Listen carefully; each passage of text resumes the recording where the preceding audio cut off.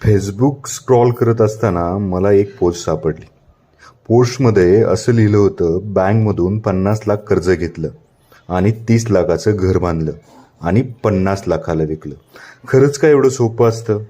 आता या पोस्टबाबत मी काहीतरी जास्त स्पष्टीकरण देण्यापेक्षा आपण या ठिकाणी या पोस्टला आलेल्या कमेंट्स वाचूया, ज्या सर्वसामान्यांनी केलेलं आहे. मॅडम म्हणतात 50 लाखाचं कर्ज घेतलं तर 50,000चा हप्ता जाईल महिन्याला, ते पण 10,000 रुपये मुद्दल कट होईल, बाकीचं फक्त 40,000 व्याज भरणार. म्हणजेच ही पोस्ट एकदम फालतू आहे, याला काहीच थारा नाही. आणि इथं जर पुढची कमेंट तुम्ही वाचायला गेलात तर खूप खूप छान कमेंट केलेल्या आहेत.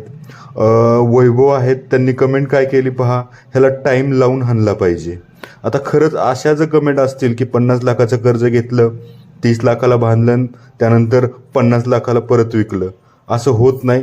बँक सुद्धा असं कर्ज देत नाही. बँक देताना कर्ज तुमचा इन्कम काय आहे, प्रॉपर्टीचं व्हॅल्युएशन काय आहे, या सर्व गोष्टी पाहून तुम्हाला कर्ज देतं. एवढं सोपं नसतं 50 लाखाचं कर्ज भेटणं. त्यानुसार आपली क्षमता सुद्धा लागते. त्याला मराठीत लायकी असं म्हटलं जातं. कृपा करून अशी कोणतीही पोस्ट करू नका, कोणतंही मिसगाईड करू नका.